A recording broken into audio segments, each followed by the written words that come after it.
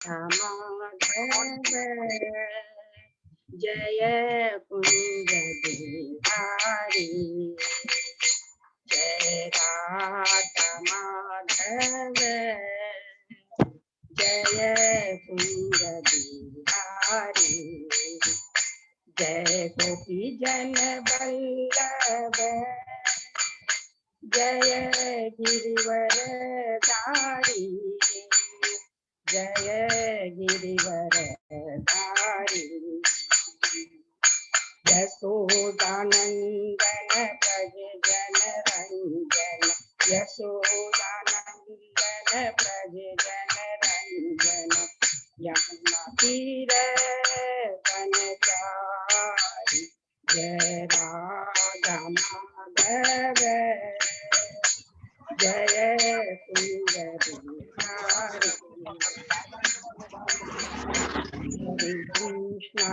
हरे कृष्णा कृष्णा कृष्णा हरे हरे राम राम राम हरे हरे हरे कृष्णा कृष्णा कृष्णा हरे हरे हरे राम राम हरे हरे हरे कृष्णा कृष्णा कृष्णा हरे हरे हरे राम राम राम हरे हरे गोविंद बोलो हरि गोपाल गोविंद बोलो हरि गोपाल बोलो राधा रमन हरि गोविंद बोलो राधा रमन हरि गोविंद बोलो जय राधा माधव राधे जय राधा श्याम सुंदर राधे जय राधा केशव राधे जय राधा दामोदर जय जगन्नाथ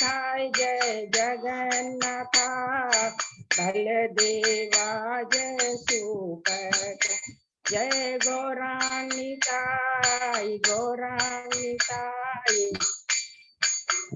जय गौरांगिताई जय जय गुरुदेव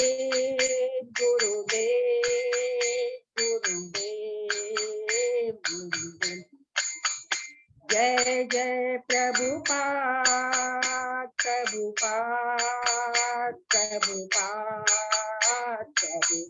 निताई गौर हरि बोल नाम संकीर्तन की जय, श्री प्रभुपाद की जय, सब वैष्णव भक्तों की जय। हरे कृष्णा। हरि बोल। हरि बोल। बहुत बहुत धन्यवाद रोहिणी माता जी को, बहुत सुंदर कीर्तन और सभी भक्तों ने आशा के बहुत अच्छे से कीर्तन किया होगा। और बहुत दिन बाद अजय पौधा पर हमें विग्रह के दर्शन कर। कहाँ के थे विग्रह प्रभु हुए? ये नरसरा पेट बोलकर की जगह है। अच्छा, हरि बोल। बहुत ही सुंदर विग्रह, बहुत बहुत धन्यवाद प्रभु को। अभी हम लोग मंगलाचरण करते हैं, ठीक है। ओम अज्ञान तिमिरांधस्य ज्ञानांजन शलाकया चक्षुरुन्मीलितं येन तस्मै श्री गुरुवे नमः। श्री चैतन्य मनोभीष्टं स्थापितं येन भूतले स्वयं रूप कदा मह्यं ददाति स्वपदान्तिकं। वन्देऽहं श्री गुरु श्रीयुतपदकमलं श्री गुरु वैष्णवांच श्री रूपं साग्रजातं सहगना रघुनाथं वितं तं सजीवं स्वाद्वैतं सावभूतं परिजं सहितं कृष्ण चैतन्य देवं श्री राधा कृष्ण पादान सहगना ललिता श्री विशाखा वितांत च। नमो ओम विष्णुपादाय कृष्ण पृष्ठाय भूतले श्रीमते भक्ति वेदांत स्वामिन इति नामिने। नमस्ते सरस्वती देवे गौरवाणी प्रचारिणे। निर्विशेषा शून्यवादी पाश्चात्य देशधारिणे। वाञ्छा कल्पतरुभ्यश्च कृपा सिन्धुभ्य एव च पतितानां पावनेभ्यो वैष्णवेभ्यो नमो नमः। नमो महावदान्याय कृष्ण प्रेम पदायते कृष्णाय कृष्ण चैतन्य नामने गौरत्विषे नमः। हे कृष्ण करुणा सिंधु दीन बंधु जगतपते गोपेश गोपिका कांत राधा कांत नमस्तुते। तप्त कांचन गौरांगी राधे वृंदावनेश्वरी विष्भानुसुते देवी प्रणमामि हरिप्रिय। नीलांचल निवासाय नित्याय परमात्मने बलभद्र सुभद्रायां जगन्नाथाय ते नमः। जय श्री कृष्ण चैतन्य प्रभु नित्यानंद श्री अद्वैत गदाधर श्रीवासादि गौर भक्तवृंद। मुखम करोति वाचालम पंगुलंघे गिरिं यत्कृपातमहं वन्दे श्री गुरुमदीनतारिणं परमानंद माधवं श्री चैतन्य ईश्वरं। हरे कृष्ण कृष्ण कृष्ण हरे हरे हरे राम राम राम हरे। श्री मंगलाचरण की जय। शिला प्रभुपाद की जय। हरे कृष्णा। आज के इस भागवतम चर्चा कथा में सभी भक्तों का हार्दिक स्वागत है। सभी भक्तों के चरणों में मेरा दंडवत प्रणाम है। हम बहुत भाग्यशाली हैं। गुरु आचार्य साधु की असीम कृपा से हम लोग कई दिनों से भागवतम की चर्चा पाठ कर पा रहे हैं। अभी हम लोग कैंटो 3 के 27वें अध्याय में है, जिसका शीर्षक है प्रकृति का ज्ञान। उसके पहले हम लोगों ने जो 26 अध्याय कंप्लीट किया है उसको हम लोग रिपीट करते हैं बहुत संक्षेप में। प्रथम 4 अध्याय में है विदुर जी का और उद्धव जी की वार्ता है, जिसमें विदुर जी के पहले प्रश्न है और उसके बाद में उद्धव जी विदुर जी के प्रश्नों का उत्तर देता है। क्या है उत्तर? अलग अलग भगवान के लीलाओं के बारे में, भक्तों के बारे में, वृंदावन के बाहर और वृंदा के अंदर भगवान ने क्या क्या अलग अलग लीला उसका वर्णन है दूसरे 3 अध्याय में। चौथे अध्याय में विदुर जी दिव्य ज्ञान प्राप्त करना चाहते हैं उद्धव जी से, जिसके लिए उद्धव जी उनको भेज देते हैं मैत्र मुनि, जो हरिद्वार में गंगा नदी के तट पर बैठे हुए थे। और ये उद्धव का ज्ञान है। ये अब जब 11 कैंटो में हम जब पढ़ेंगे, उद्धव गीता के हिसाब से बहुत बड़ा दिव्य ज्ञान है, क्योंकि वो कहते हैं वो ज्ञान जो कि भगवान ने अर्जुन को भी नहीं दिया और ब्रह्मा जी के चतुर्थ भागवत बहुत इंपॉर्टेंट है। जब हम लोग कैंटो 11 में पढ़ेंगे या उसके लिए कभी भी अलग से भी उसके बारे में डिस्कस कर सकते हैं। तो 5वें 6ठे अध्याय में हम प्रवेश करते हैं। 5वां अध्याय विदुर जी का और मैत्र का संवाद, जिसमें विदुर जी प्रश्न करते हैं, जो कि वो भगवान के परम भक्त है। उनका प्रश्न किससे? जीव से संबंधित होता है। जीव का कल्याण किसमें है, और वही जीव का कल्याण एक एक चीज को कोरिलेट, और अभी भी वही जो ज्ञान है जीव के प्रति ज्ञान है, जीव की पोजीशन क्या है, वही ज्ञान अभी हम लोग यहाँ पर 26वें 27 माने 25वें अध्याय से लेकर 32वें अध्याय में कपिल भगवान देवती माता को दे रहे हैं। ये बहुत ध्यान से सुने, बहुत इंपॉर्टेंट है। और फिर प्रकृति के बारे में पूछते हैं कि 23 एलिमेंट कैसे उत्पन्न हुए। उसके बाद में सेंस देवता भगवान को अप्रोच करते हैं। भगवान अपनी व्यवस्था देकर इस प्रकार विराट रूप की उत्पत्ति होती है। 6वां अध्याय समाप्त। 7वें अध्याय में फिर विदुर जी अन्य प्रश्न करते हैं जीव तत्व और ईश्वर तत्व को। सेम चीज हम लोग यहाँ भी पढ़ रहे हैं। तो आप बोलेंगे ऐसा क्यों?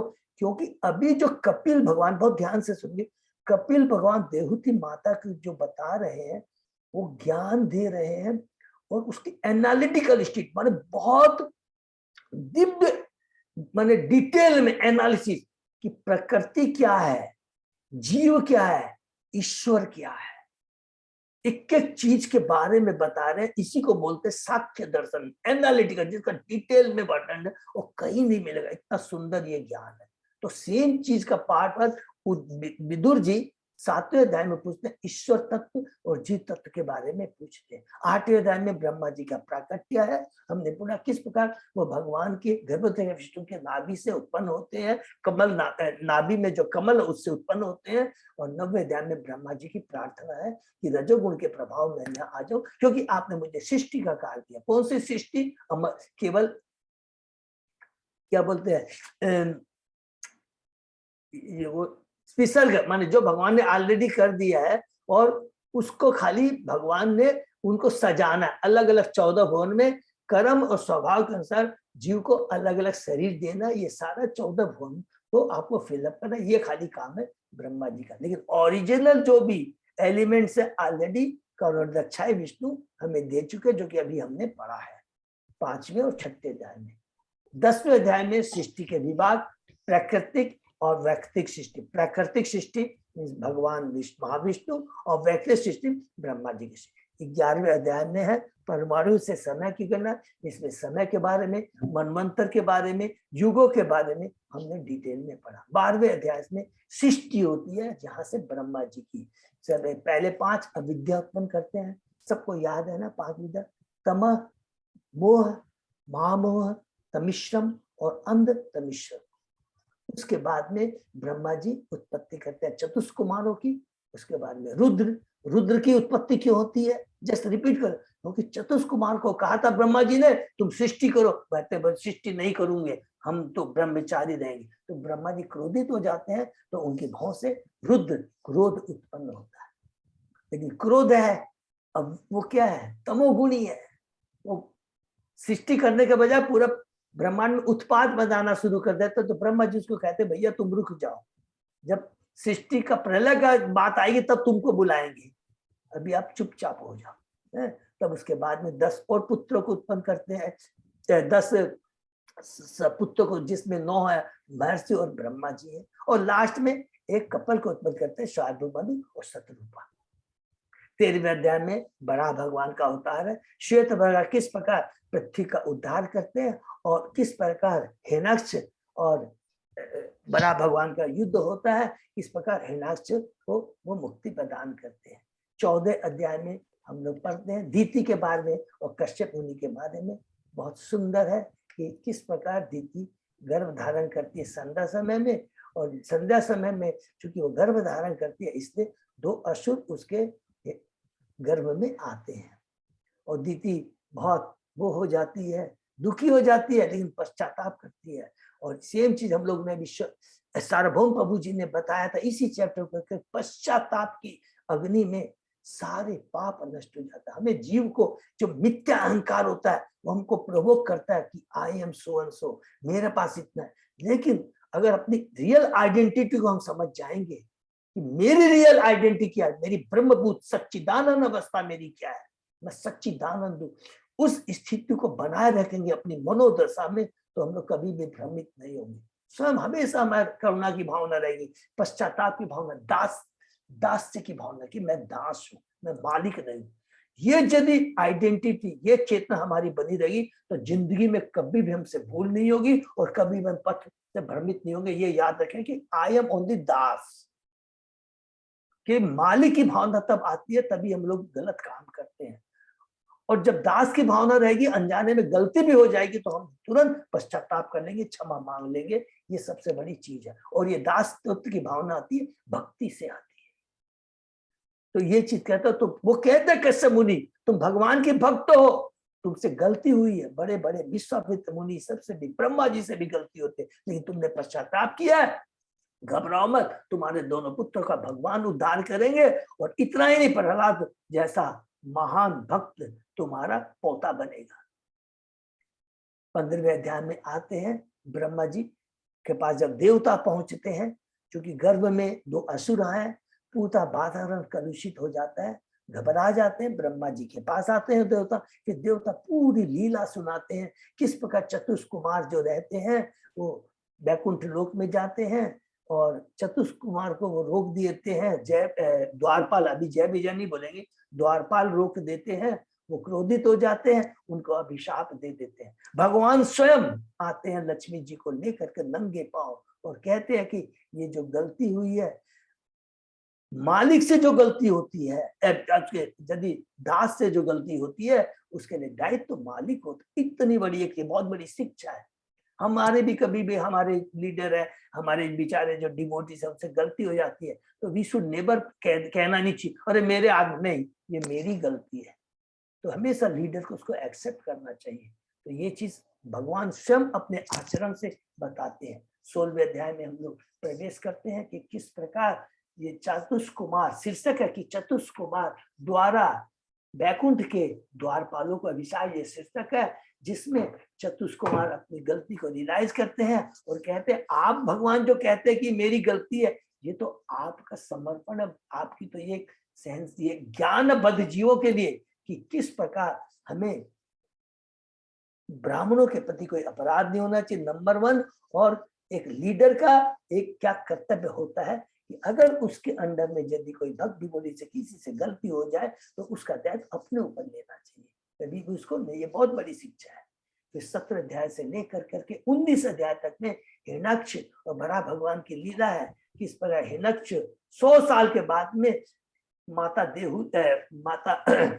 दीति के गर्भ से ये उत्पन्न होते हैं, प्रकट होते हैं, उत्पन्न होते हैं, हाहाकार मचाते हैं। किस प्रकार 12 भगवान से उनका युद्ध होता है और अंत में ब्रह्मा जी की प्रार्थना पर भगवान वराह हिरण्याक्ष का वध करके उसे मुक्ति प्रदान करते हैं। 20वें अध्याय में सारांश से जो भी हमने सर्ग और विसर्ग के बारे में पढ़ा है, 21 से लेकर 24 अध्याय तक बहुत इंपॉर्टेंट है। देहूति और कर्दम मुनि गृहस्थ जीवन के बारे में 21वें अध्याय में किस प्रकार स्वयंभू मनु पहुंचते हैं, किसके पास में, स्वयंभू मुनि और कर्दम मुनि के पास पहुंचते हैं। तो शीर्षक है स्वयंभू मनु और कर्दम मुनि का संवाद। स्वयंभू मनु कर्दम मुनि के पास पहुंचते हैं। कर्दम मुनि जो 10,000 वर्षों तक तपस्या करते हैं, भगवान प्रकट होते हैं, दर्शन देते हैं और भगवान कहते हैं तुम्हारी जो एक गुणवती योग्य पत्नी की आवश्यकता स्वयं पूरी होगी, स्वयं स्वयंभू मुनि तुम्हारे पास में आएंगे। और फिर ये बोल के अप्रकट हो जाते हैं। स्वयंभू मुनि कर्दम मुनि के पास में आते हैं और कर्दम मुनि किस प्रकार उनका स्वागत करते हैं। और उसके बाद में 22वें अध्याय में हमने पढ़ा कि देहूति और कर्दम का परिणय, माने उनका ब्याह हुआ कि किस प्रकार अब स्वयं मुनि कर्दम मुनि को पहले कर्दम मुनि ग्लोरीफाई करते हैं, माने उनका वेलकम करते हैं। ये नहीं कि अरे मैं तो ब्राह्मण हूँ, क्षत्रिय का मैं वेलकम नहीं। एक अतिथि है हमेशा, इवन एक लीडर है, उसके घर में उसका डिवोटी आता है, उसका पूरा सम्मान करना चाहिए। ये हमेशा याद रखेंगे। स्वयं ब्राह्मण है, कर्दम मुनि सम्मान करते हैं राजा का। और फिर राजा का कर्तव्य होता है कि वास्तव में ब्राह्मण की क्या पोजीशन है उसको ग्लोरीफाई करके, नहीं, ब्राह्मण क्षत्रिय से ऊपर होता है। क्यों? मस्तिष्क का भगवान का, क्योंकि वो दिव्य ज्ञान प्रदान करता है जिससे जीव वास्तविक अपनी पोजीशन को समझ सकता है और उस ज्ञान को प्राप्त कर करके इस भवबंधन से छुटकारा प्राप्त कर सकता है। ये वैष्णव ब्राह्मण का कर्तव्य होता है। इसीलिए कर्दम मुनि उनको रेस्पेक्ट करते हैं, उनकी रियल पोजीशन को बताते हैं। उसके बाद में उनकी प्रार्थना को स्वीकार करते हैं। स्वयंभू मनु की कर्दम मुनि राजी हो जाते हैं देहूति से ब्याह करने के लिए। स्वयंभू मुनि वापस चले जाते हैं अपने राज्य को। 23वें अध्याय में प्रवेश करते हैं जिसका शीर्षक है देहूति माता का शोक। माता शोक करती है, कर्दम मुनि की बहुत सेवा करती है तन मन धन से, बिना कोई भौतिक आसक्ति के। ये बहुत इंपॉर्टेंट चीज है। देखिए, जब भी हम सेवा करते हैं गुरु आचार्य की ना, कोई आशा नहीं रखनी चाहिए, एक्सपेक्ट, कर्तव्य समझ करके कि गुरु की क्या पोजीशन है, शिष्य की क्या पोजीशन है, पूरा समर्पण भाव विनय भाव से सेवा करनी चाहिए और उनको प्रसन्न करना चाहिए। ये उसका लक्ष्य होना चाहिए कि गुरु को प्रसन्न करना ही जीवन का लक्ष्य है। गुरु को प्रसन्न करके क्या प्राप्त होनी है, स्वतः ही सारी चीजें मिल जाती है अगर हम गुरु को प्रसन्न कर देते हैं। वो प्रसन्न करती है, कर्दम मुनि प्रसन्न हो जाते हैं और कहते हैं तुम्हारी जो इच्छा मैं पूरी करूं। पहले तो कहते हैं मैं तुम्हें भगवत प्रसाद दूंगा, तुम्हें वो दिव्य ज्ञान दूंगा से भौतिक जगह से तुम छुटकारा। लेकिन क्या देहूति याद दिलाती है कि आपने कमिटमेंट किया था। तुरंत कर्दम मुनि तो जानते ही हैं, लेकिन प्रसन्न हो जाते हैं। उनके माता दीति के देहूति के गर्भ से 9 कन्याएं उत्पन्न होती है, सारी दिव्य होती है। और बाद में हम पढ़ेंगे किस प्रकार पढ़ा हमने कि उनको दिव्य जो महान ऋषियों से उनका ब्याह हो जाता है। उसके बाद में देवती कहती है कि अभी तक तो मैंने अपना जीवन केवल भौतिक भोग में लगा दिया है, अब यहाँ पर कहती है मुझे आप दिव्य ज्ञान दीजिए। किस प्रकार मेरा जो संशय है, जो अज्ञानता है, उसको दूर कीजिए। अगर मनुष्य होनी इतनी दुर्लभ है, अगर जिसको हम सदुपयोग नहीं कर सकते, तो सदुपयोग क्या है? भगवान की भक्ति करना, कर्म करना, वो कर्म करना जिससे विरक्ति उत्पन्न हो। विरक्ति माने भक्ति उत्पन्न हो, और भक्ति उत्पन्न कर करके भौतिक जगत से छुटकारा मिल जाए। माने भौतिक जगत के प्रति आसक्ति खत्म होकर भगवान के प्रति आसक्ति उत्पन्न हो जाए, यही जीवन का परम लक्ष्य है। अगर मनुष्य ऐसा नहीं करता है तो वो मृत्यु के समान है। कितनी बड़ी बात बोलती है देवहूति, मृत्यु के समान है। अर्थात हम जो भोग भोगते मनुष्य जीवन प्राप्त कर करके उस लक्ष्य को प्राप्त नहीं कर सकते हैं, तो ये दुरुपयोग है। सारे कार्य दोषपूर्ण है यदि वो भक्ति से जुड़े हुए नहीं। सारे कार्य नोट करके रखेंगे, सारे कार्य। यहाँ भक्ति में सत असत, पुण्य कर्म पाप कर्म की कोई परिभाषा नहीं है, एक ही चीज है। जो कर्म भगवान से संबंधित नहीं है सारे दोषपूर्ण है, ये बात कहती है।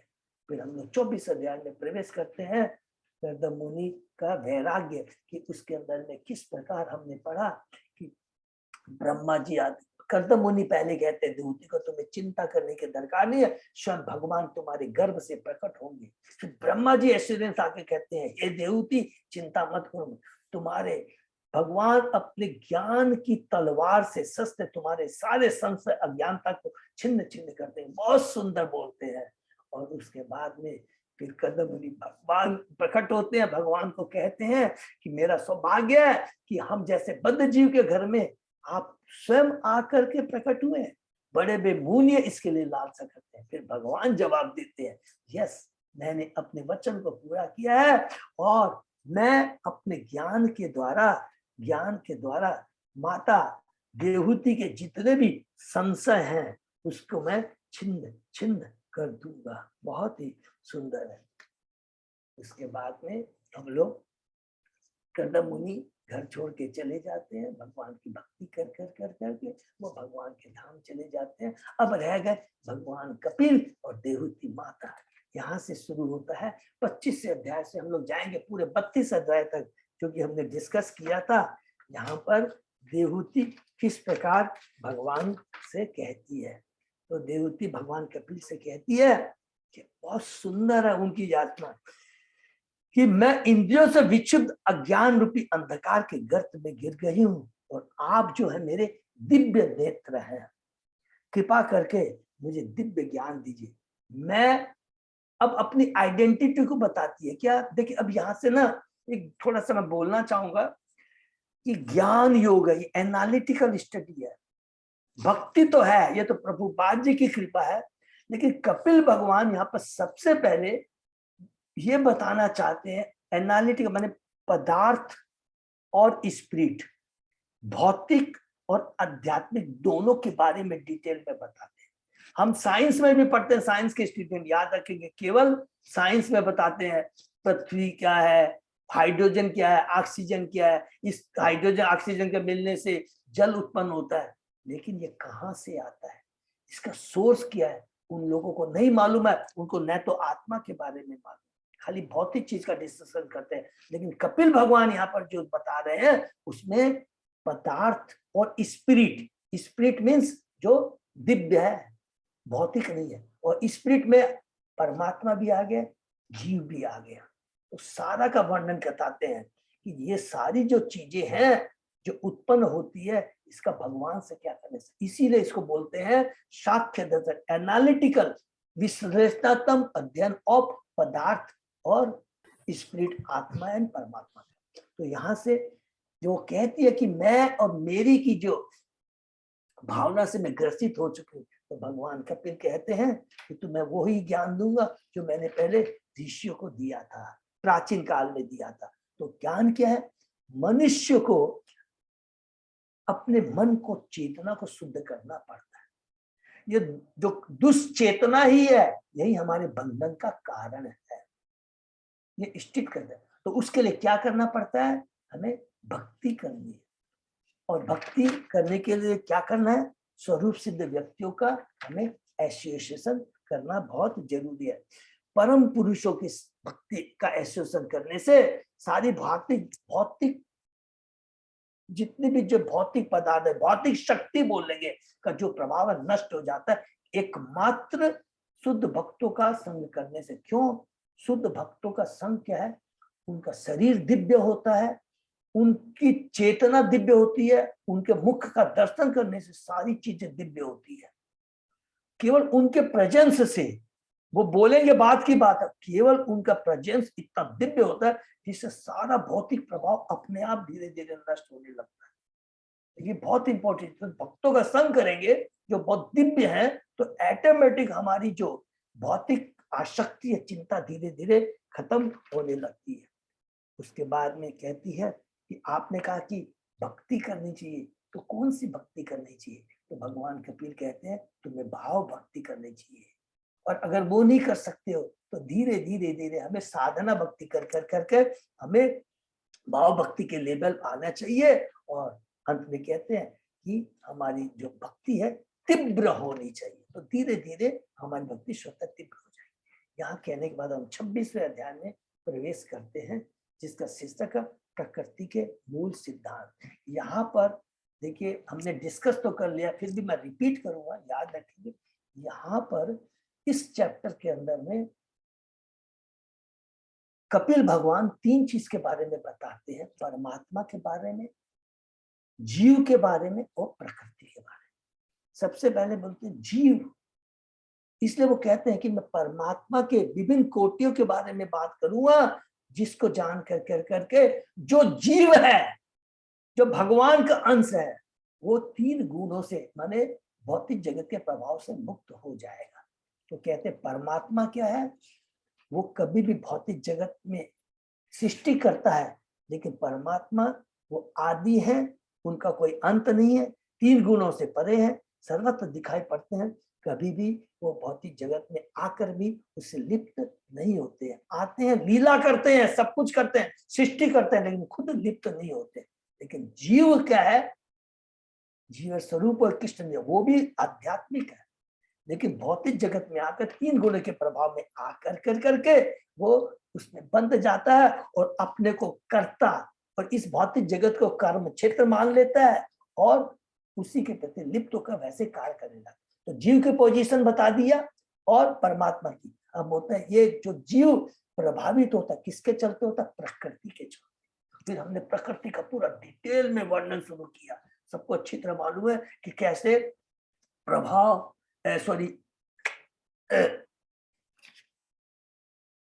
पहला क्या महत्व का प्रधान। हाँ, कितना सुंदर एनालिटिकल स्टडी है कि प्रधान एक कहां से है? भगवान कर्णदक्षा विष्णु अपनी दृष्टि डालते प्रधान, जो कि हमें सार्वभौम प्रभु ने बताया कि लोक जैसे वो सारे सब चीज उसके अंदर रहती है लेकिन अप्रकट रहती है। लेकिन जब भगवान की काल शक्ति काम करती है तब 3 गुण एक्टिवेट होते हैं, तो महत्व आता है। महत्व तो हमने पढ़ा था उस समय क्या था? शुद्ध अवस्था में वो कहता सदोगुणी लेवल पे होता है, लेकिन जैसे वो अहंकार के रूप में प्रकट होता है तब सारी चीज, अहंकार क्या तमोगुणी में होता है, लेकिन जब अहंकार सतोगुणी लेवल पे होता है, रजोगुणी लेवल, तमोगुणी लेवल पे होता है, तो हमने पूरा डिटेल में फिर से पढ़ा, जो कि हमने कैंटो 3 के 5वें अध्याय में, कैंटो 2 के 5वें अध्याय में पढ़ा था। किस प्रकार जब अहंकार सतोगुण में होता है तो माइंड और 10 सेंस देवता आते हैं, जब रजोगुण में होता है इंटेलिजेंस, प्राण, 10 कर्मेंद्रियां आती है, और जब रजोगुण और तमोगुण में जब होता है तो 5 ग्रॉस एलिमेंट और 5 इंद्रिय विषय सब इस पर रूप बताते हैं। और एक डिटेल में हमने पढ़ा सबसे आकाश, आकाश से फिर हमने स्पर्श, स्पर्श से फिर हमने वायु, वायु से उसके बाद में क्या रूप, रूप उससे अग्नि, उससे गंध, गंध से स्वाद, स्वाद से जल, जल के बाद से गंध और गंध से पृथ्वी। और एक दूसरे का हमने बहुत डिटेल में यहाँ पर पढ़ा। उसके बाद में पूरा डिटेल में पढ़ा कि किस प्रकार ये पूरे ये जितना भौतिक जगत है इसकी तुलना कि विराट रूप जो बनता है उसकी हमने 14 भुवन से भी तुलना सुनी, हमने वर्ण से भी, आश्रम में वर्ण का मतलब हो गया कि ब्राह्मण, क्षत्रिय, वैश्य, शूद्र। ब्राह्मण मुख होते हैं भगवान के, क्षत्रिय बाहु होती है, वैश्य उनके नाभि होती है और पांव होते हैं शूद्र। ऐसे करके हमने पूरा डिटेल में अलग अलग तुलना की। ये 26 मीन एनालिटिकल स्टडी की जीव, प्रकृति और परमात्मा। 27वें अध्याय में हम प्रवेश करते हैं। देखिए इसका प्रकृति का ज्ञान। यहाँ पर इस अध्याय के अंदर में ये ज्ञान योग है, याद रखेंगे ये भी, ये सारा 26-27 में भी ज्ञान योग है। क्या? अब जीव के बारे में डिटेल ज्ञान देते हैं, एकदम एनालिटिकल स्टडी, तत्व ज्ञान ऑफ जीव। तो सबसे पहले क्वेश्चन करते हैं कि वास्तव में जो जीव है वो कभी भी भौतिक जगत से लिप्त नहीं होता है। हम जब कहते तो अब फिर हम लोग बोलते ये क्योंकि ये बद्ध जीव है, ये ऐसा लगता है कि जीव सच्चिदानंद है, वो कभी भी भौतिक जगत में आकर भी लिप्त नहीं होता है, ऐसा केवल लगता है। इसका एग्जाम्पल हमने पढ़ा था कि सूर्य और जल में उसका जो सूर्य का प्रतिबिंब पड़ता है, बहुत सुंदर एग्जाम्पल है, इसको याद करेंगे तो सारा कंसेप्ट है कि जैसे ही सूर्य जल में रिफ्लेक्ट होता है तो सूर्य दिखाई देता है, बिल्कुल दिखाई देता है। उसमें लाल रंग मिला देंगे तो दिखेगा सूर्य लाल कलर का है, कीचड़ वाला हो जाए तो लगता है कीचड़ है, पानी हिलता तो लगता है सूर्य हिल रहा है। तो आप बताइए, सूर्य तो आकाश में है तो वो क्या कभी भी हिलता है? नहीं हिलता। तो कभी लाल रंग का नहीं, ये केवल रिफ्लेक्शन है।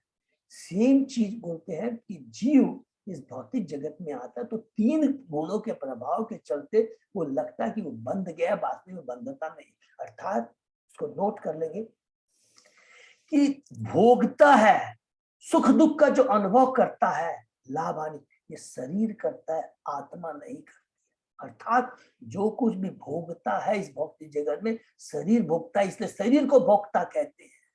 आत्मा तो सच्चिदानंद है, वो कभी भी भोगता नहीं है, लगता है। जैसे स्वप्न में मेरा गला काट दिया तो क्या वास्तव में, लेकिन जब स्वप्न देखते हैं तो सपने में आपको फीलिंग होती है ना, मेरे को इतना टेंशन हो रहा, मेरा रुपया चला गया, किसी ने चुरा लिया, मेरी गाड़ी का एक्सीडेंट हो गया है। जैसे ही सपना टूटता है तो बड़ा शांत हो जाते हैं, सारी दुश्चिंता खत्म हो जाती है। सेम चीज है, जब हमको ये ज्ञान हो जाता है कि हम शरीर नहीं, हम आत्मा है, केवल 3 गुणों के चलते बंद गए सुख दुख का अनुभव करता, जब ये नॉलेज हो जाता है, ये एनालिटिक पूरा दिव्य ज्ञान हो जाता है तो हम लोग मुक्त हो जाते हैं। केवल ज्ञान से नहीं, ये ज्ञान रहने के बाद भी देखिए, आज हम सब लोग को ज्ञान है इस चीज का, लेकिन हम लोग क्या मुक्त है क्या? तो ज्ञान तो हो गया, लेकिन सब मुक्त होते हैं। वो फिर बताते हैं मुक्त कैसे हो सकता है, वो भक्ति के द्वारा, वो बोलते हैं आध्यात्मिक क्रिया के द्वारा। तो आध्यात्मिक क्रिया क्या हो गया? ज्ञान योग भी होता है, ध्यान योग भी होता है और भक्ति योग भी होता है।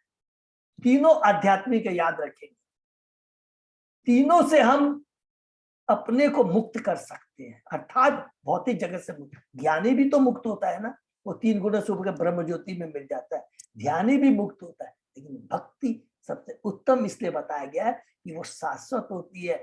जो ब्रह्म ज्योति में जाते हैं उसको पुनः आना पड़ता है, मुक्त तो हो जाता है, विमुक्त नहीं होता है, आनंद नहीं मिलता है, दिव्य आनंद वो केवल भक्ति से ही मिलता है। इसीलिए प्रभुपाद जी कपिल भगवान जो एनालिटिकल नॉलेज दे रहे हैं उसके साथ साथ भक्ति का भी ज्ञान दे रहे हैं कि नहीं, अगर मुक्त होना है तो भक्ति करना है, कृष्ण की भक्ति करनी है। इसीलिए वो कहते हैं कि जो भी अगर सेकंड हम लोग को बताया गया है कि 27वें अध्याय में, कि इसलिए एक बहुत इंपॉर्टेंट बात कहा गया कि जब तक भौतिक कार्य से मुक्त नहीं हो जाते हैं, और भौतिक कार्य का मतलब है चाहे वो पुण्य कर्म हो या लाभ हो, चाहे स्कूल कॉलेज हमने सब कुछ खुलवा दिया, लेकिन हम ये जन्म मृत्यु के चर से मुक्त नहीं हो पाते। हो सकता है वो स्वर्गलोक तक चले जाए और हम लोग पूरा योगा ध्यान कर करके हम लोग वैसे ब्रह्म लोक तक चले जाए, लेकिन लक्ष्य क्या है? हमको पूरे भौतिक जगत के इस जन्म मृत्यु के जो आवागमन और जाने आने से मुक्त होना है, ये पहला चीज है। दूसरा क्या है? ज्ञानी भी मुक्त होते हैं, वो सफिशिएंट नहीं है, भगवान की भक्ति से हमको जुड़ना है, दैट इज द परम लक्ष्य। ये कर, और ये चीज प्रभुपाद जी अपने तात्पर्य से बार बार इस चीज को ऐड करते हैं, हमेशा याद रखिए। हरे कृष्ण प्रभु। हाँ प्रभु। कर्मयोग आध्यात्मिक नहीं है क्या? है प्रभु, कर्मयोग आध्यात्मिक नहीं है प्रभु, आध्यात्मिक है। देखिए फिर से बताएंगे, कर्म योग उसको आप कभी कभी भक्ति योग भी बोलते हैं। तो हमारे कर्म क्या, बहुत डिटेल में जाएंगे। कर्म योग के अंदर में है कि हम अपने कोई भी कार्य ऐसे करते हैं जिसका हमें भोग माने रिएक्शन हमारे ऊपर में नहीं आए। अगर वो भक्ति से रिलेटेड है, भगवान से रिलेटेड, जो भी कार्य कर्म हम जो करते हैं कृष्ण के लिए करते हैं, भगवान के लिए, तो कर्म योग हो जाता है। मीन्स भगवान के लिए करते हैं और दैट इंक्लूड्स भक्ति, माने वो भक्ति भी है। तो कभी कभी गीता में आप देखेंगे कर्म योग को भी भक्ति योग बोला गया है। तो हमारे हरे कृष्ण बाबू, हाँ प्रभु। हम लोग जो कर्म करता है उसको बाद में हम लोग कृष्ण को दे देता है, लेकिन उसमें वो वासना रहता है, इसीलिए वो मिश्र भक्ति हो जाता है। मिश्र भक्ति है। तो लेकिन प्रभु धीरे धीरे धीरे हम क्या करते हैं कि जो वासना खत्म हो जाती है धीरे धीरे, जैसे हमने डिस्कस किया था, यही एकमात्र रास्ता है। धीरे धीरे धीरे आप, एक हो गया अभी हमने थोड़ी देर पहले डिस्कस किया था, एक होता है साधना भक्ति और एक होती है भाव भक्ति। साधना भक्ति में जो कांटेदार कृष्णदास प्रभु ने कहा कि हम भगवान की पूजा भी करते हैं, ऑफर भी करते हैं सारे का, लेकिन एक वासना रहती है, ये वो करते, इसलिए उसको मिश्र भक्ति कहते हैं। धीरे धीरे वही चीज करनी है, इसके लिए और अलग से कुछ नहीं करना। क्या करना है? वही हरि नाम का जप करना है, भगवान के नाम गुण श्रवण करता है, मेडिसिन वही है। लेकिन धीरे धीरे धीरे करते करते वो मेडिसिन मोर इफेक्टिव, अपने आप इफेक्टिव होती चली जाएगी, अलग से कुछ नहीं करना। ठीक है ना प्रभु? तो that is the main thing. और न भले से तो छिन्न होना चाहिए, हरि कोई बोल। वासना नहीं होना, कोई वासना नहीं रहेगी स्वतः। अच्छा, जो मैं बोलने वाला था ऐड करने, वो चीज स्वतः ही आ जाएगी। स्वतः कैसे आ जाएगी? हम लोग अभी 2 मिनट डिस्कस करते हैं। पहले हम लोग जो 5 साल पहले भक्ति कर रहे थे हरि नाम का, आज कर रहे हैं। अभी में आपको क्या रहता है, पहले हमने शुरू किया, कुछ हो गया, नहीं हुआ, हरि नाम टाइमली ठीक से हुआ या नहीं हुआ है, अपराध हो रहा है, मनिये छूट रहे हैं, कभी टाइम कर लिया। अभी आपको क्या लग रहा है? माता जी तो सबको लगेगा नहीं, कुछ भी मेरे घर में बना पहले भगवान को भोग लगाना, स्वतः ही अपने आप आएगा। कभी उस समय छूट, अभी अपने आप स्वतः ही आएगा, हर चीज स्वतः ही आएगी, फोर्स नहीं करना पड़ेगा। और धीरे धीरे धीरे आते जाएंगे तो ऑटोमेटिकली हमारी एक ऐसा, इसको बोलते हैं स्पॉन्टेनियसली, अपने आप सारी चीजें आएगी। हमको जबरदस्ती हमारे पर लादी नहीं जाएगी, लादी नहीं जाएगी, स्वतः ही अपने आप से आएगी। स्वतः ही आप जाएंगे, अरे आप कोई भी प्रसाद लेंगे, स्वतः में आपको मन में आ जाएगा, ये तो भगवान को भोग नहीं दिया हुआ है, मुझे नहीं खाना है। हर चीज स्वतः अपने आप आ जाएगी। तो उसमें क्या है, उसी को बोलते धीरे धीरे धीरे हम लोग इस लेवल पर पहुंच जाएंगे कि स्वतः ही सारी चीज अपने आप होगी, हमको सोच कर नहीं करना पड़ेगा, स्पॉन्टेनियसली हो जाएगी।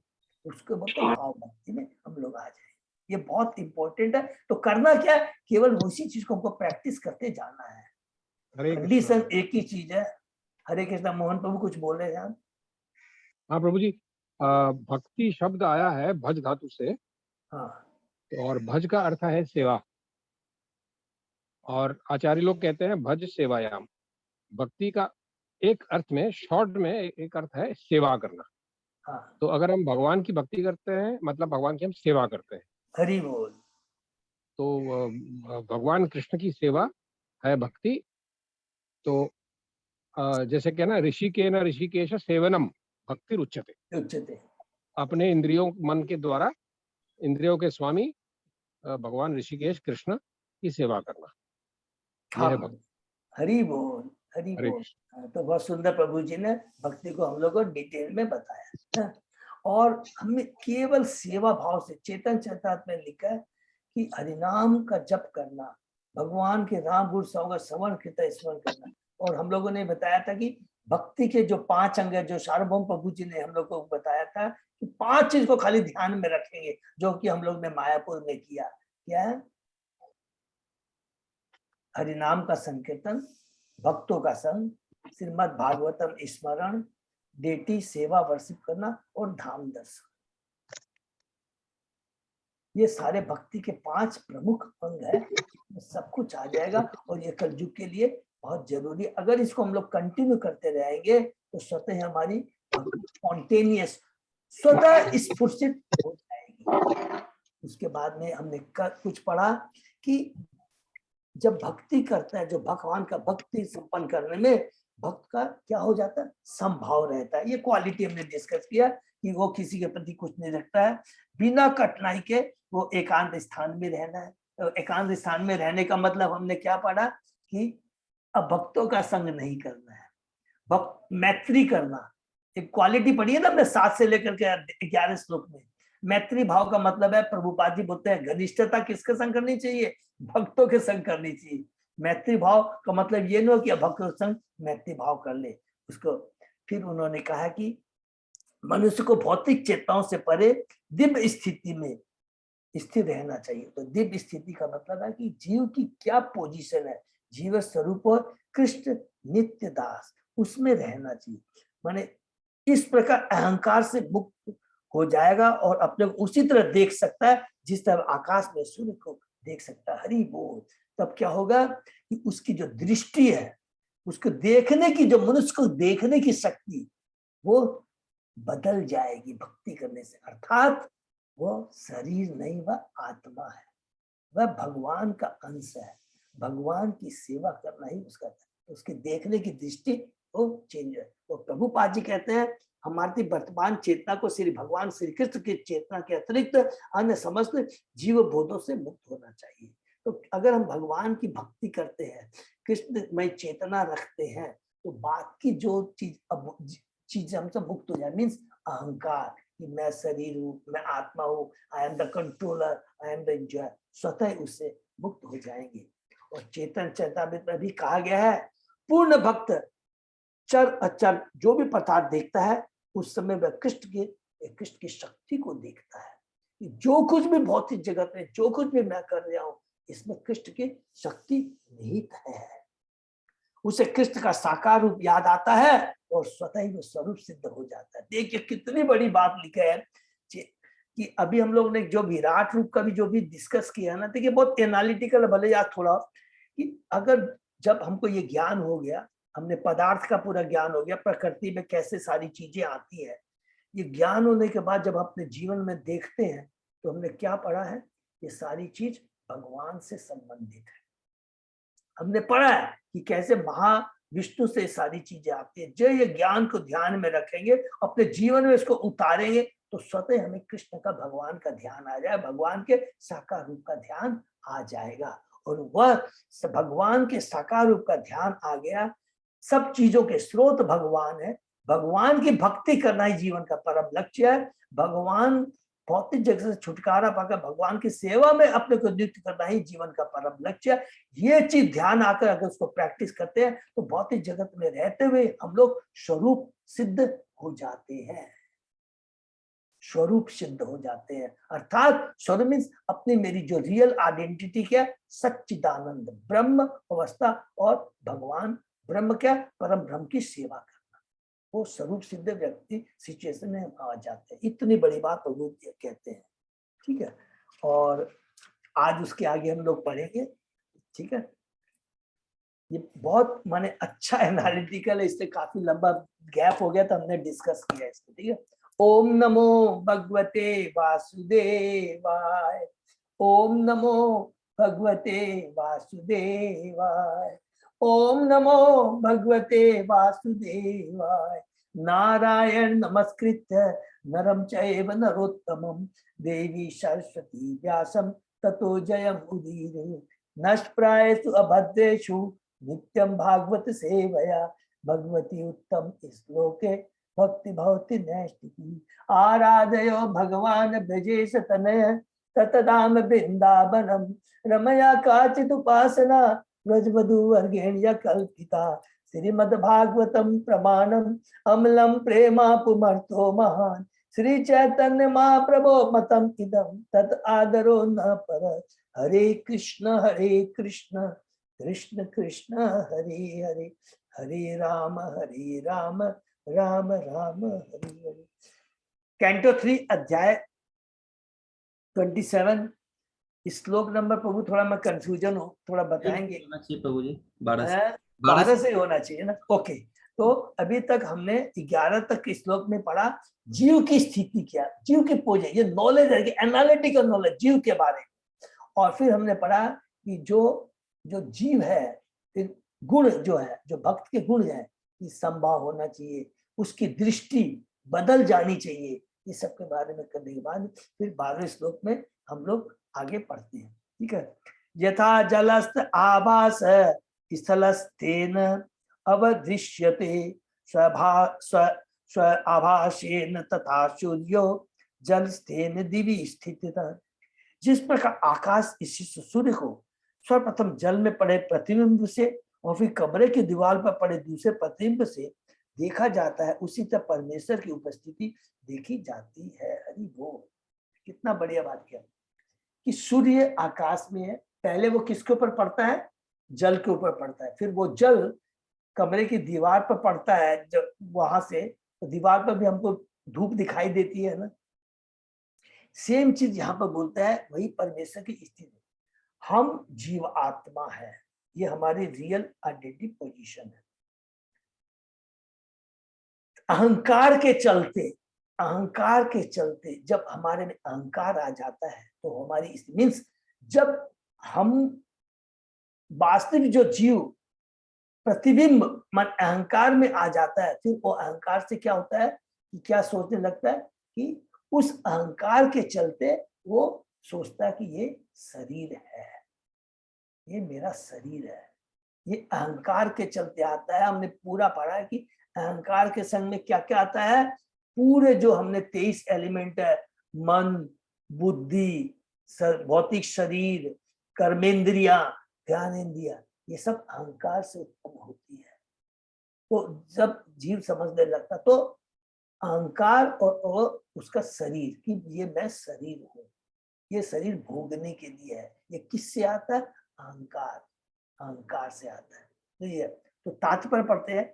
यहाँ पर उदाहरण से बहुत अच्छे से जल्दी से समझ में आएगा। यहाँ पर दिया गया उदाहरण सटीक है। सूर्य पृथ्वी की सतह से अत्यंत दूरी पर आकाश में स्थित है। हम सूर्य को, किंतु उसका प्रतिबिंब जल के पात्र में तथा कमरे में एक कोने में देखा जा सकता है, जो कि हमने डिस्कस किया। कमरा अंधेरा है और सूर्य दूरी पर आकाश में, किंतु जल में पड़े सूर्य के प्रतिबिंब से कमरा प्रकाशित हो। शुद्ध भक्त भगवान को उनकी शक्ति के प्रतिबिंब के द्वारा हर वस्तु में देख सकता है। शुद्ध भक्त भगवान को उनकी शक्ति के प्रतिबिंब के द्वारा हर वस्तु को देख सकता है। विष्णु प्रमाण में कहा गया कि जिस तरह अग्नि की उपस्थिति उष्मा तथा प्रकाश से जानी जाती है, उसी तरह श्री भगवान अद्वितीय होने पर भी अपनी दिव्य विभिन्न शक्तियों के मिश्रण से सर्वत्र देखे जाते हैं। ईश्वर में पुष्टि की गई है कि मुक्त जीव को सर्वत्र भगवान वैसे ही दिखते हैं जिस तरह पृथ्वी की सतह में सुदूर स्थित रहकर भी सूर्य के प्रकाश तथा प्रतिबिंब को देखा जा सकता है। हरि बोल। कि भगवान की यहाँ पर बताया कि शक्ति को देख करके हम शक्ति के मान के बारे में हम समझ, हमको आइडिया लग गया है। आइडिया क्या है? हमने जो कुछ भी अभी पढ़ा है सब भगवान की शक्ति है, और एकदम साइंटिफिकली एकदम पूरा हमने अच्छे से पढ़ा है कि किस प्रकार ये पूरा भौतिक जगत में जो कुछ भी है ये भगवान से आया है। कानोदक्षा विष्णु के माध्यम से सारी चीज है। तो इस चीज को देख कर करके हम भगवान से समझ सकते हैं कि भगवान है।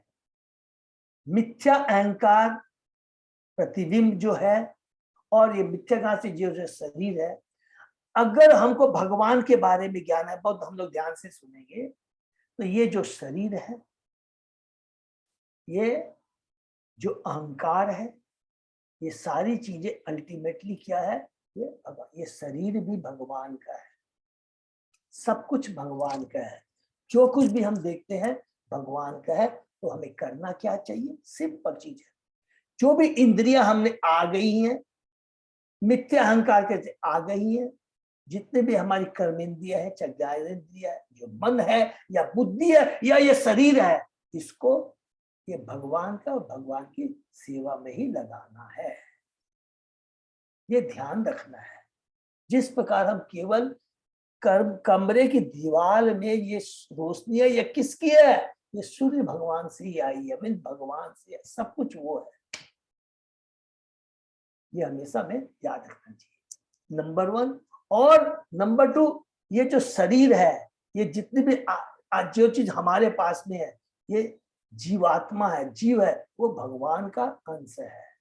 रियल आइडेंटिटी हमारी जीव है, हमारी आत्मा है, हम भगवान का अंश है। मीन्स जो कुछ भी है ये भौतिक जगत में, ये शाश्वत भगवान का, और हम भगवान के अंश है, और अंश की भगवान की सेवा करना है। ये रियल दिव्य ज्ञान है। ये टोटली ये चीज यहाँ पर बताया गया कि ये रियल पोजीशन है कि जीव की, शरीर की, अहंकार की और भगवान की। एवं त्रिविध अहंकारो भूत इंद्रिय मनो स आभासे लक्षितो अनेन सत आभासेन सत्य दृक। इस प्रकार स्वरूप सिद्ध आत्मा, तो स्वरूप सिद्ध आत्मा किसको बोलेंगे? जिसको ये ज्ञान है। स्वरूप सिद्ध मीन्स जो कि भौतिक जगत से ऊपर है, भौतिक चेतना से ऊपर, ऐसे बोलेंगे। जब जीव भौतिक चेतना से ऊपर हो जाता है वो स्वरूप सिद्ध कहलाता है। 3 गुण का ऊपर चला गया, 3 गुण के ऊपर, ये 3 बस। यस प्रभु, सिद्ध आप खाली भौतिक चेतना बोल दीजिए प्रभु, उसके अंदर सब कुछ आ जाएगा। भौतिक चेतना का मतलब हो गया कलुषित चेतना, और कलुषित चेतना क्यों होती है? जब 3 गुणों का प्रभाव उस पर आ जाता है। सिंपल जी। तो जब भौतिक चेतना से हम ऊपर हो जाते हैं तो वो स्वरूप सिद्ध अवस्था आ गई है। इस पर स्वरूप आत्मा सर्वोत्तम त्रिविध अहंकार में, और तब शरीर इंद्रिय मन में प्रतिबिंबित होता है। बद्ध जीव सोचता है, देखिए तात्पर्य प्रभुपा जी बोलते हैं, बद्ध जीव सोचता है कि मैं यह शरीर हूं, हरि बोल। किंतु मुक्त जीव क्या सोचता है? मैं यह शरीर नहीं हूं। बहुत सिंपल है। माने स्वरूप सिद्ध अवस्था में क्या होता है और बद्ध अवस्था में क्या होता है? केवल चेतना का फर्क है। जब कलुषित चेतना होती है तो मैं शरीर हूं। जब मेरी चेतना शुद्ध हो गई है, सारी मेरी मन इंद्रियां भगवान की सेवा में लगी है, तो मैं भौतिक जगत में रहते हुए भी, ये सबसे इंपॉर्टेंट बात है, नोट कर लेना है, भौतिक जगत में रहते हुए भी मैं स्वरूप सिद्ध अवस्था में हूं। मैं यह हूं, वह गर्भ कहलाता है। मैं यह शरीर हूं अथवा इस शरीर से संबंधित प्रत्येक वस्तु, आई एम द प्रोप्राइटर, यह अहंकार कहलाता है। किंतु जब कोई स्वरूप सिद्ध हो जाता है वो सोचता है कि वह परमेश्वर का चीर दास है। That is his real identity. वो उस समय कहते हैं स्वरूप सिद्ध अवस्था में है, ब्रह्म अवस्था में, सच्चिदानंद उसका, वो वास्तविक जो सच्चिदानंद स्थिति है उसमें वो रहता है। सच्चिदानंद स्थिति क्या है? कि मैं सच्चिदानंद हूं, भगवान का अंश हूं और भगवान का दास हूं। भगवान की सेवा करना ही मेरा कर्तव्य है, और वही भक्ति है जो भी मोहनदास प्रभु हमने बताया है। दैट इज रियल भक्ति। वह परमेश्वर का चीर दास है। तो यह पहचान वास्तविक अहम है। ये रियल, देखो वह फॉल्स आइडेंटिटी, मिथ्या अहंकार। तो अहंकार क्या है? मिथ्या अहंकार क्या है? कि I am the controller, I am the proprietor, I am the enjoyer. लेकिन सत्य अहंकार क्या है? कि मैं भगवान, अहंकार होना चाहिए लेकिन मिथ्या नहीं होना चाहिए। सत्य अहंकार होने, सत्य अहंकार क्या है? कि मैं भगवान का दास हूं। और मिथ्या अहंकार क्या है? I am the controller, I am the proprietor, I am the controller, I am the enjoyer. ये मिथ्या अहंकार। इनमें से एक विचार है प्रकृति के 3 गुणों, सतो रजो तथा तमो में से तमो अर्थात अहंकार का, और दूसरा सतोगुण की शुद्ध अवस्था में, जिसे शुद्ध सत्व या वासुदेव कहते हैं। हमने पढ़ा था वासुदेव अवस्था किससे कहते हैं? जिसमें 3 गुणों का प्रभाव नहीं रहता है। वो जीव शुरू में एकदम सच्चिदानंद है, 3 गुणों से ऊपर है, प्योर। उसकी पोजीशन क्या? वासुदेव अवस्था है, अर्थात 3 गुणों से वह ऊपर है। दैट इज कॉल्ड वासुदेव अवस्था। जब हम कहते हैं कि हम अपना गर्व त्यागते हैं तो इसका अर्थ है कि हम मिथ्या गर्व त्यागते हैं। मिथ्या गर्व की I am the proprietor, I am the controller, I am the enjoyer, इस चेतना को हम त्यागते हैं। किंतु असली गर्व तो सदैव विद्यमान रहता है। हरि बोल। असली गर्व क्या है? कि मैं भगवान का दास हूं और भगवान की सेवा के निमित्त हूं। जब मनुष्य शरीर तथा मन से भौतिक कलमश के द्वारा झूठी पहचान में प्रतिबिंबित होता है तो वह बद्ध अवस्था में रहता है। हरि बोल।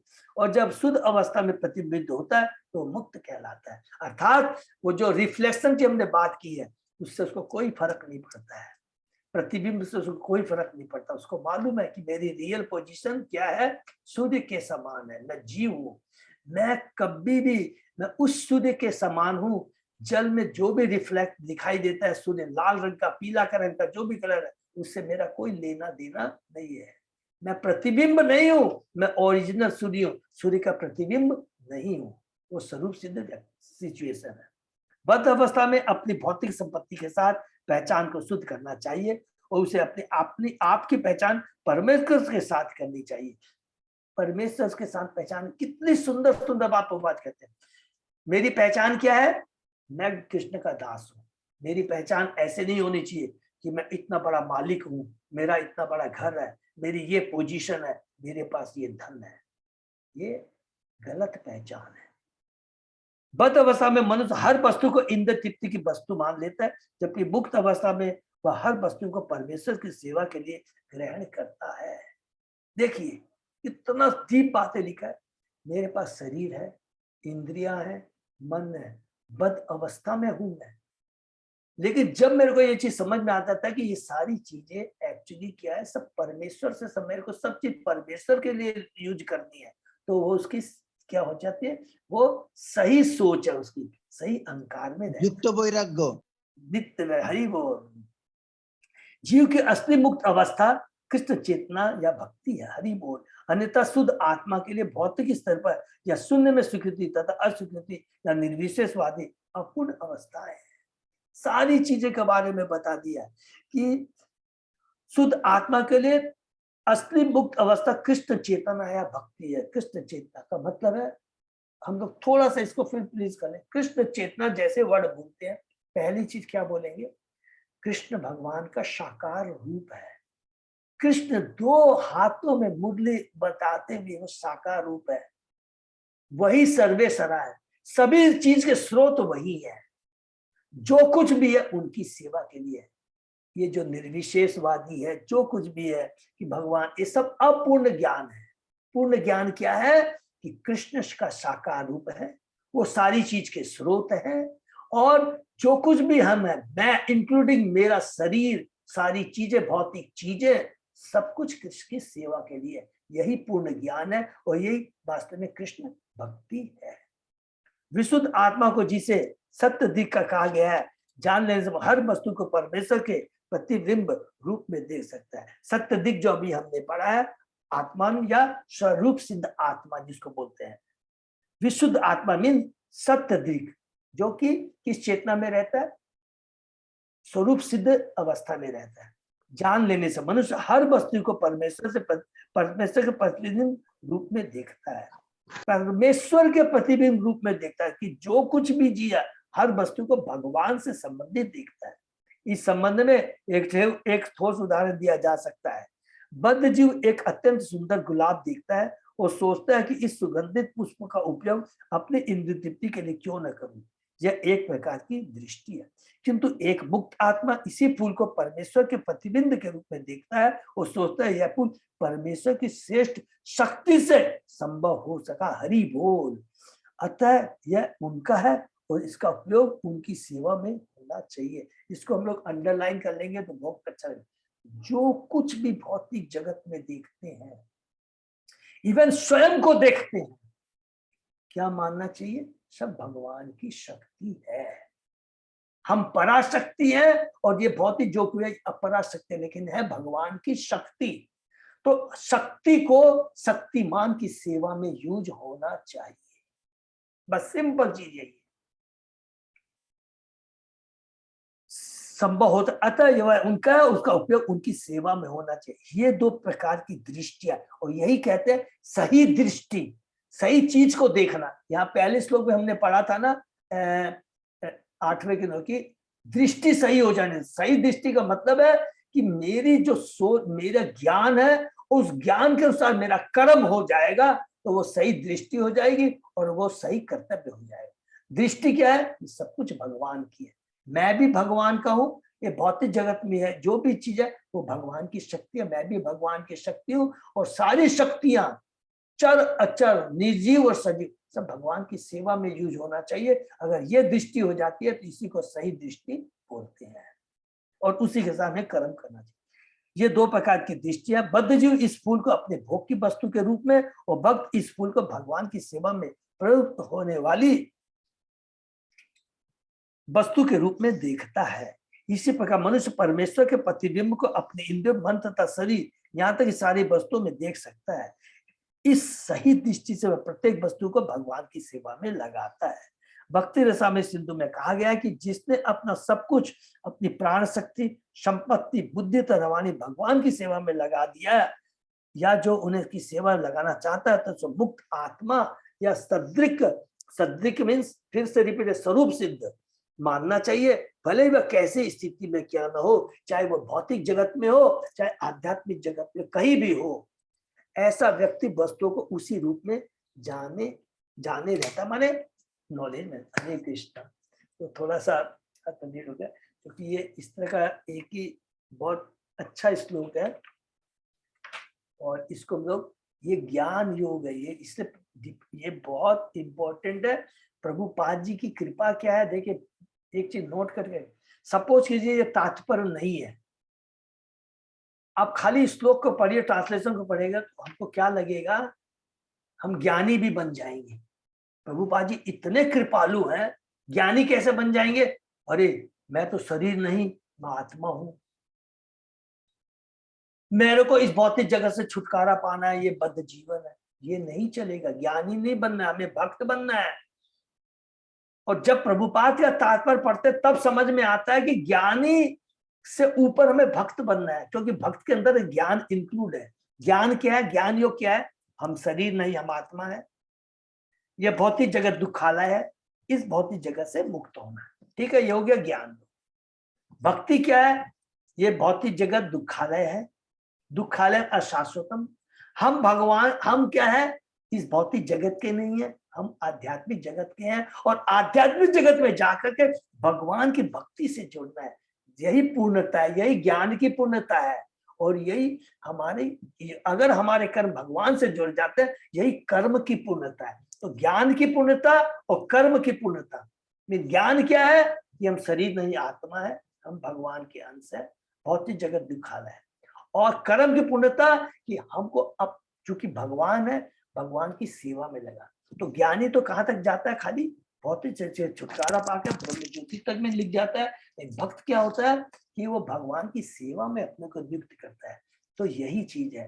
तो यहाँ पर कपिल का जो ज्ञान योग है, उसमें प्रभुपाद जी की इतनी बड़ी कृपा है कि भक्त कंफ्यूज ना हो जाए, तात्पर्य में बोल देते हैं कि हमें ये ज्ञान तो हो गया कि हम शरीर नहीं, आत्मा है, भौतिक जगत से अलग है, इससे मुक्त होना है। मुक्त होके क्या करना है, ये प्रभुपाद जी जोड़ देते हैं, भगवान की भक्ति में जोड़ना है। हरे कृष्णा।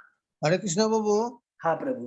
भक्तों को क्या मुक्त होने के बाद उसका भक्ति का काम शुरू होता है, हरि एक्चुअल बोल, भक्ति। हरि बोल। कितना सुंदर बात प्रभु जी ने कहा है कि ब्रह्मभूत प्रसन्न आत्मा है। गीता में हम बोलते हैं कि जैसे ही भौतिक जगत से छुटकारा हो जाता है, वो प्रसन्न हो जाता है, लेकिन वहां से भक्ति शुरू होती है। मीन्स अब तो मुक्त हो गया है, अब भगवान की सेवा में लग।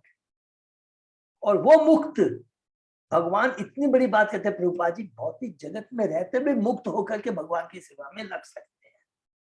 लेकिन ज्ञानी क्या बोलता है, नहीं मेरे को यहाँ से पहले निकलना है। जो भक्त होता है बोला नहीं, कोई बात नहीं है, भौतिक जगत में है ना, ये ज्ञान प्राप्त हो गया, भौतिक जगत में मुक्त होकर के इस भौतिक जगत में ही भगवान की भक्ति में लग सकते हैं। यही ज्ञानी में और ये भक्त में फर्क है, ठीक है ना।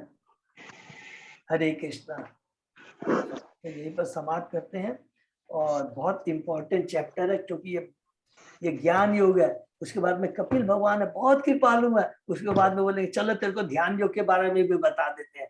और अंत में जाकर करके देवती माता को बोलेंगे, देख तू खाली ज्ञानी नहीं रह जाए, इसीलिए अल्टीमेटली भक्ति ही परम है, ये जाकर के पूरा बताएंगे। तो भगवान कपिल का बहुत इंपॉर्टेंट है हम लोगों के लिए। लोग बार बार पढ़ेंगे, डिस्कस करेंगे, तो डेफिनेटली हम लोग धीरे धीरे धीरे धीरे हम लोग भगवान की भक्ति और प्रगाढ़ हमारी हो जाएगी। हरे कृष्ण। हरे कृष्णा। दंडवत प्रणाम प्रभु जी। हरे कृष्ण प्रभु जी, दंडवत प्रणाम। प्रणाम। हरे कृष्ण प्रभु जी, दंडवत प्रणाम। हरे कृष्ण माता जी। और हरे कृष्ण प्रभु जी, दंडवत प्रणाम माता जी। समय थोड़ा सा ज्यादा हो गया, खाली 1 मिनट बोलना चाहूंगा लॉन्ग टूर के बारे में। बहुत भक्तों ने दे दिया है, और भी कुछ भक्त हैं, शायद रूम तो मेरे ख्याल से मैंने सुना है कि वृंदावन के सारे रूम बुक हो चुके हैं। फिर भी अगर कोई जाना चाहता तो मैं रिक्वेस्ट कर सकता हूँ विकास को। कल हमारी मीटिंग थी, रात में 10:30 बजे तक मीटिंग चली थी, लोग उसमें मोहन गोपी मीना सब लोग थे। तो मैं थोड़ा चुप बैठा हुआ था, फिर बोला रूम बुक हो गए हैं तो क्या करना चाहिए करना चाहिए। तो आज पूरा डिटेल में प्रिंट आउट ले लूंगा, जैसे अनीता मंडेलिया माता जी कहता है कि मैंने फॉर्म फिलअप सही किया है या नहीं किया है, तो मेरे पास आज फॉर्म आ जाएगा, मैं चेक कर लूंगा और माता जी सब जिन जिन ने फॉर्म फिलअप किया है मैं उनको भेज दूंगा, उनसे डिस्कस कर लूंगा। कोई भी करेक्शन करना होगा तो अपने कर लेंगे, घबराने की बात नहीं है, ठीक है ना। हरे कृष्णा। हाँ प्रभु जी, इससे कल भी बहुत जन फॉर्म फिलअप कर रहे थे, तो जो चाहिए रूम वगैरह का थोड़ा सा वो कम दिखा रहे हैं। कम दिखा तो रहे एक बार अपने ग्रुप के हिसाब से आप ले लेंगे प्रिंट आउट, अरे तो किसी को अगर मान लीजिए अपने साथ में एडजस्ट करना है तो वेरी गुड, आपस में एडजस्टमेंट कर सकते हैं। और मैं थोड़ा आउट ऑफ वे जाके, देखिए भक्तों से कुछ नहीं छिपाऊंगा, रिक्वेस्ट करूंगा, फिर उनके लिए व्यवस्था कर देंगे। मेरी हृदय से इच्छा कि भक्त लोग साथ में जाए। हम लोग अपने ग्रुप वाले जगह एक ही जगह पे रहे तो क्या है कि आने जाने सब चीज में सुविधा रहती है, भी रहेगी प्रभु, और बहुत अच्छा रहेगा, ये मेरी रिक्वेस्ट है। क्योंकि धाम का दर्शन देखिए, सार्वभौम प्रभु की इतनी सुंदर भारत सुन के एकदम पूरा इतना अच्छा से उन्होंने एक तो बच्चे को जैसे समझाया जाता है किया है। तो धाम दर्शन बहुत जरूरी है, भक्तों का संग बहुत। जैसे अभी हम लोग देख रहे थे कि हम लोग 15-20 दिन तक नहीं आपस में भागवतम, तो बड़ा अजीब सा लग रहा है। मैं भी देखा, अरे कितने दिन हो गए पढ़े हुए भागवतम, तो खुद को ये फीलिंग हो रही है कि नहीं होना चाहिए। और अभी भी जैसे मैं शुरू में आज रिक्वेस्ट किया था, अंत में भी हाथ जोड़ के बात नहीं बोल देते। हाँ, 10 दिन तक थोड़ी सी प्रॉब्लम है। टुमारो डे आफ्टर टुमारो मैं I am going to Bombay, तो वहाँ भी परसों तो मैं चेष्टा करूंगा। परसों तो बिल्कुल क्लास नहीं कर पाऊँ क्योंकि मैं फ्लाइट में रहूंगा उस टाइम में, लेकिन फिर बृहस्पतिवार को भक्ति शास्त्री है क्या है, तो कोई बात नहीं, शुक्रवार को जरूर करने की चेष्टा करूंगा वहीं से ही, और फिर सोम मंगल को भी करेंगे। आप टाइप कर लीजिएगा वहां, जैसा वो भी बता दीजिएगा। हाँ, मैं मैसेज में दे दूंगा, प्रभु से बता दूं, आप उस हिसाब से कर देंगे, ठीक है। हरे कृष्णा। लेकिन एक हरे कृष्णा प्रभु जी, हरे कृष्णा प्रभु जी, दंडवत प्रणाम। मैं बोल। हृदय से सभी भक्तों को बहुत बहुत धन्यवाद देना चाहती हूँ। ये आध्यात्मिक फैमिली का, मेरी आध्यात्मिक फैमिली का बहुत बहुत धन्यवाद देना चाहती हूँ। सबने मिलके इतना सपोर्ट किया जिससे कि ये भागवत बहुत अच्छे से संभव हो पाई। हरि बोल। तो असली चीज तो मैं भूल ही गया, हम लोग सब लोग एक बार 3 बार हरि बोल बोलेंगे, मीनू माता जी के लिए और नरेश सिंघाने मोदी के। और मैं सब बता रहा हूँ, पुनीत के लिए, मेघना के लिए, अनुषा के लिए, इतनी सुंदर सेवा, बहुत सुंदर सेवा। माने मैंने पुनीत को जो देखा, मैं अपना एक रियलाइजेशन बताऊंगा 1 मिनट में, कि मैं सुबह 4 बजे बांग्ला आरती में पहुंच जाता था, पुनीत मेरे को दिखाई देता था। देखिए उस बच्चे ने प्रभु सार्वभौम जी की पूरी सेवा ली है, पूरा रूम डेकोरेशन कर करके वो वहां रहता। तो वो मेरे के बहुत एक मेरा अच्छा रियलाइजेशन था, बहुत अच्छा लगा। सब लोग बहुत अच्छे में, तो हम लोग धन्यवाद। थोड़ा बहुत एग वगैरह खाता था, अभी उसने संकल्प लिया है कि कुछ भी नहीं टच करेगा। हरि बोल। देखिए ये भक्ति, तो हम लोग मीनू माता जी के लिए, नरेश प्रभु के लिए, मेघना के लिए, पुनीत के लिए, अनुषा के लिए 3 बार एक बार हरे कृष्ण महामंत्र बोलते हैं। हरे कृष्णा हरे कृष्णा हरे राम राम राम। और दूसरा हम लोग हरे कृष्ण मंत्र बोलेंगे गोपाल प्रभु के लिए और श्री संगीता राधे माता के लिए। क्यों इतना सुंदर, मैं अभी भी बोल देता हूँ, माता जी सब है। गोपाल प्रभु श्री संगीता माता जी के बोलने से सार्वभौम प्रभु राजी हो गए। बहुत बढ़िया, ये खुद उन्होंने अनाउंस किया कि मेरे को गोपाल प्रभु और श्री संगीता माता जी ने अप्रोच किया तो मैं आया।